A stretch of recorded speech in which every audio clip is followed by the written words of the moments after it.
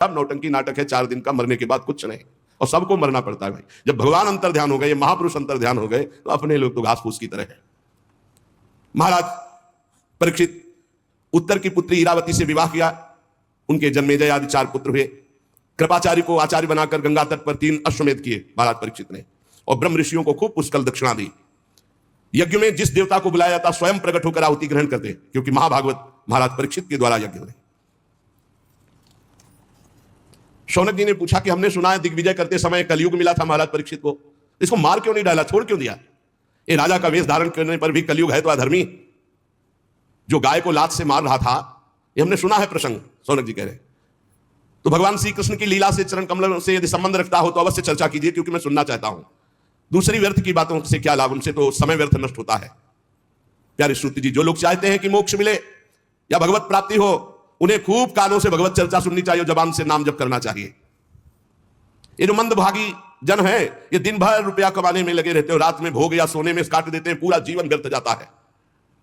श्रुति जी ने कहा, धन्य है शौनक जी, आप महात्मा जन जो भगवान की चर्चा सुनना चाहते हैं। जिस समय राजा परीक्षित कुरजांगल देश में सम्राट के रूप में निवास कर रहे थे, उसी समय उनको सूचना मिली कि मेरी सेना द्वारा सुरक्षित साम्राज्य में कलयुग का प्रवेश हो गया है।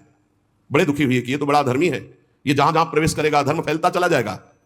परीक्षित जी ने धनुष हाथ में लिया, श्याम वर्ण के घोड़ों से जुते हुए सिंह की ध्वजा वाले सुसज्जित रथ पर सवार होकर दिग्विजय करने के लिए बाहर निकले। उसके साथ बड़ी सेना भी थी। वो केतुमाल उत्तर कुरुकिम पुरुषादि से होते हुए जहां जहां गए, भगवान श्री कृष्ण की महिमा, पांडवों की महिमा सुनने को मिली, और उन्हें कलयुग नहीं दिखाई दिया। अभी परीक्षित जी को जो उनके प्राणप्रिय भगवान श्री कृष्ण का चरित्र सुना देते या पांडवों की महिमा सुना देते, तो उस राज्य को सुरक्षित कर देते, कोई कर भेंट नहीं लेते। और जो भगवान का विरोधी राजा होता है, उसको भुजदंडों के द्वारा मर्दन करके, कर लेकर के ब्रह्म ऋषियों की सेवा करते। महाराज आगे देखा कि एक बैल और एक गाय कुछ बात कर रहे। वो साक्षात बैल के रूप में धर्म थे और गाय के रूप में पृथ्वी थी। महाराज परीक्षित ने दूर से देखा। धर्म ने, जो बैल के रूप में थे, पृथ्वी से कहा, कल्याणी तुम कुशल से तो हो ना, तुम्हारा मुख श्रीहीन हो रहा है, हमें लगता है कोई भारी दुख है तुम्हें, तुम किस लिए चिंता कर रहे हो? कहीं मेरे 3 पैर टूट गए हैं, उसके लिए तो तुम चिंता नहीं कर रहे हो? संभव है तुम इसलिए चिंता कर रही हो कि दुष्ट कलयुग अब तुम्हारे ऊपर अधर्म आचरण करेगा। हो सकता है तुम इसलिए चिंता कर रही हो कि अब आज क्या जो समाज आगे आएगा कलयुगी, वो खान पान वस्त्र स्नान स्त्री सहवास में शास्त्रीय नियमों का पालन नहीं करेगा, मनमानी आचरण करेगा, मनमानी व्यभिचार करेगा, मनमानी खाए पिएगा, वो आसुरी भाव को प्राप्त हो जाएगा, राक्षसी स्वभाव को। कहीं तुम भगवान श्री कृष्ण के अंतर ध्यान हो जाने के कारण तो नहीं दुखी हो? तुम क्यों दुखी हो? पृथ्वी ने कहा, बैल के रूप में जो तुम धर्म देवता हो, ये तुम्हारा स्वभाव ही है ऐसा, दूसरे के दुख से दुखी हो जाना। पूछना उत्तम है, पर तुम सब जानते हो मैं सबसे दुखी इस बात से हूं कि भगवान श्री कृष्ण सारे जगत को सुख पहुंचाने के लिए प्रकट हुए थे, अंतर्धान हो गए। आज मैं भगवान से प्रकट लीला में विमुख हो चुकी हूं, भगवान अंतर्ध्यान हो चुके, और प्रकट देख रही हूं कि तुम्हारे 4 चरण 3 चरण तोड़ दिए गए। तुम में समस्त सद्गुण वास करते हैं। धर्म ये 39 अपराकृत गुण जो धर्म को मानता है, धर्म से चलता है, उसमें जागृत हो जाते हैं। सत्य, पवित्रता, दया, क्षमा, त्याग, संतोष, सरलता, शम, दम, तपस्या, समता, तितिक्षा, उपरति, शास्त्र विचार, ज्ञान, वैराग्य, ऐश्वर्य, वीरता, तेज, बल, स्मृति, स्वतंत्रता, कौशल, कांति, धैर्य, कोमलता, निर्भीकता, विनय, शील, साहस, उत्साह, बल, सौभाग्य, गंभीरता, स्थिरता, आस्तिकता, कीर्ति, गौरव, निरहंकारता, ये 39 अपराकृत गुण जिसके हृदय में धर्म वास करता है, उसके हृदय में जागृत हो जाते हैं। एक क्षण के लिए भी भगवान उससे अलग नहीं होते जिसके हृदय में धर्म रहता है। धर्म तुम्हारी दुर्दशा कर दी इस कलयुग ने। मुझे बड़ा शोक हो रहा है, मुझे साधु महात्माओं के लिए शोक हो रहा है, मुझे धर्म के लिए शोक हो रहा है, मुझे भगवान के अंतर्धान हो जाने के लिए शोक हो रहा है। मैं अभागिनी हूं, मुझे सौभाग्य पर शायद गर्व हो गया था कि भगवान के चरण चिन्हों से मैं युक्त हूं, मेरे शायद उसी गर्व का मुझे दंड मिला है कि आज मैं अभागिनी हो गई, भगवान अंतर्ध्यान हो गए। सूत जी कहते हैं, परीक्षित जी संवाद सुन रहे थे, उन्होंने देखा कि राजा का तो वेश है, पर यह दुष्ट पैर से गाय को मार रहा है, पैर से बैल को मार रहा है, डंडे से पिटाई कर रहा है, और यह ऐसा समझ रहा है कि यही राजा है। कांप रहा है बैल इतनी पिटाई की, भयभीत होकर मलमूत्र का त्याग कर रहा है, बहुत मार रहा है, गाय को बार बार पैरों से मार रहा है। स्वर्ण जटित रथ पर चढ़े हुए राजा परीक्षित ने मेघ गंभीर वाणी में ललकाया, कौन है जो हमारे राज्य में पूजनियों को दंड दे रहा है? मैं बलवान हूं, मैं उसी वंश का हूं जिसमें महाराज युधिष्ठिर, भीमसेन, अर्जुन, उनके चले जाने पर तू ऐसा मत समझ कि उनका बल नहीं रह गया। तू कौन है जो मेरा भय नहीं मान रहा और गाय और बैल को दंड दे रहा है? अरे भेष तो तूने नट की भांत राजा का बना रखा है, आचरण पाप और अधर्म के कर रहा है। मेरे दादा अर्जुन के अंतर्धान हो जाने पर तू क्या समझता है तेरे पर कोई प्रहार करने वाला नहीं? देख मैं तुझे अभी दंड देता हूं। उन्होंने, परीक्षित जी ने बैल से पूछा, कमल लाल के समान आप श्वेत वर्ण है, 3 पैर आपके इसने तोड़ दिए, फिर भी 1 पैर से आप टिके हुए हो, आप बैल नहीं हो सकते क्योंकि बैल में इतनी सामर्थ्य नहीं। आप कौन देवता हैं? अभी ये भूमंडल कुरवंशी नरपतियों के बाहुबल से सुरक्षित है। मैंने अभी तक अधर्म नहीं देखा, आपके साथ केवल देखा है। और ये आंसू बहाती हुई गाय ये क्यों शोक कर रही?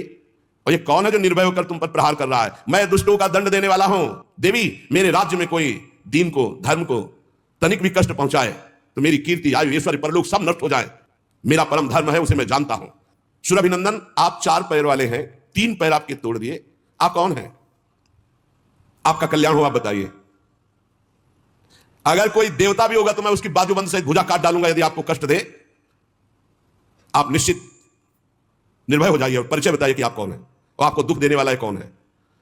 धर्म ने कहा, राजन देखो, धर्म कभी किसी का दोष वर्णन नहीं करता, साक्षात धर्म बोल रहे। धर्म ने कहा, राजन आप महाराज पांडु के वंशज हैं, आपका इस प्रकार आश्वासन देना आपके योग्य है क्योंकि आपके पूर्वजों के श्रेष्ठ गुणों ने भगवान श्री कृष्ण को उनका सारथी और दूत तक बना दिया। शास्त्रों के विभिन्न वचन, इसलिए मैं निर्णय करके नहीं बता सकता कि मुझे दंड कौन दे रहा है, क्योंकि जिस शास्त्रों का वर्णन है कि द्वैत है ही नहीं कोई दूसरा, तो फिर दुख का कारण क्या हो सकता है? अज्ञान ही तो है, दूसरा कोई है नहीं, द्वैत है ही नहीं। कोई कोई प्रारब्ध को दुख मानते हैं तो उसमें प्रारब्ध भी तो अपने कर्म के द्वारा बनता है। कोई कोई स्वभाव को मानते हैं तो स्वभाव भी तो अपना ही होता है। और कोई कोई ईश्वर को दुख का कारण मानते हैं तो ईश्वर कैसे दुख दे सकता है, क्योंकि अपना कर्म ही दुख देता है। इसलिए मैं बताने में असमर्थ हूं कि कौन मुझे दुख दे रहा है। आप अपनी बुद्धि से निर्णय कर लीजिए कि मुझे कौन दुख दे रहा है। ये बात सुनकर के बहुत प्रसन्न हुए परीक्षित और समझ गए। परीक्षित ने कहा, मैं जान गया तुम बैल नहीं हो, तुम साक्षात धर्म हो, क्योंकि धर्म कभी किसी को दोषी नहीं ठहराता। अवश्य भगवान धर्म का मैं साक्षात वृषभ के रूप में दर्शन पा रहा हूं। आप अपने को दुख देने वाले का नाम इसलिए नहीं बता रहे हैं, ध्यान देना, कि जो पापी पाप करता है, पाप करने के कारण नरक प्राप्त होता है, वही उस पापी की पाप चर्चा करने वाले को मिलता है। यह धर्म का सिद्धांत है। इसीलिए जब कोई प्रश्न करता है तो उसको कहते हैं, सबने भगवत भावना करो, अपना भोगेगा, तुम उसकी निंदा मत करो, तुम तो करते जे अनसहन निंदक तीनों पे अनुग्रह क्यों, क्योंकि धर्म है, भगवत मार्ग है। सिद्धांत निश्चित है कि मन और वाणी से किसी की निंदा नहीं की जाती, तो आप धर्म है इसलिए आपने निंदा नहीं की और कहा खुद विचार लीजिए कि कौन मुझे कष्ट दे रहा है। लेकिन महाराज आपके तो 4 चरण हैं, तपः शौचम दया सत्यमिति पादा कृतज्ञता, तपस्या पवित्रता दया और सत्य, ये 4 चरण हैं। अधर्म के अंश गर्व आसक्ति और मद से 3 चरण नष्ट हो चुके हैं। अब आपका 4था चरण केवल सत्य बच रहा है, वो भी लड़खड़ा रहा है। तपस्या पवित्रता दया सब नष्ट कर दिया कलयुग ने, थोड़ा सत्य बचा है, वो भी लड़खड़ा रहा है। असत्य से पुष्ट हुआ यह अधर्म रूपी कलयुग उसको भी नष्ट कर रहा है। ये गाय के रूप में साक्षात पृथ्वी है, भगवान ने इनका भारी बोझ उठाया था। मैं समझ गया, ये राजा का स्वांग बना करके धर्मद्रोही पापी कलयुग है, मैं इसे अभी मारता हूं। कलयुग ने देखा कि प्रत्यंचा चढ़ा ली और बाण संधान कर लिया, तो तुरंत उसने मुकुट उतारा और दौड़ करके चरणों में गिरा, महाराज मैं आपका शरणागत हूं, मेरी रक्षा करो। महाराज परीक्षित के चरणों में मुकुट रख दिया कलयुग ने। शरणागत का महत्व जानने वाले महाराज परीक्षित ने देखा पैरों में पड़ा हुआ है कलयुग, तो हंसते हुए कहा, जब तो हाथ जोड़ करके महाराज युधिष्ठिर के वंश में उत्पन्न हुए किसी वीर की शरण में आ गया तो तुझे मारूंगा तो नहीं, पर तू अधर्म का आचरण कराने वाला मेरे राज्य में नहीं रह सकता। क्योंकि जहां जिसके शरीर को तू स्पर्श करेगा वो झूठ बोलेगा, लोभी हो जाएगा, चोरी करेगा, दुष्टता करेगा, व्यभिचार करेगा, स्वधर्म त्याग करेगा, दरिद्र हो जाएगा, कपटी हो जाएगा, कलही हो जाएगा, दम्भी हो जाएगा, पाखंडी हो जाएगा, पापी हो जाएगा तेरे स्पर्श करने से कलयुग के। अतः मैं तुझे इस ब्रह्मावर्त क्षेत्र में नहीं रहने दूंगा, क्योंकि यहां सब यज्ञ पुरुष भगवान की आराधना करने वाले हैं। परीक्षित बहुत काल तक खींचे हुए बाण संधान और चरणों में पड़ा कांप रहा था। देखा कि मैं कहां जाऊंगा, जहां जाऊंगा तहां इनका राज्य है, मुझे मारेंगे, तो इनको फंसाऊं पहले।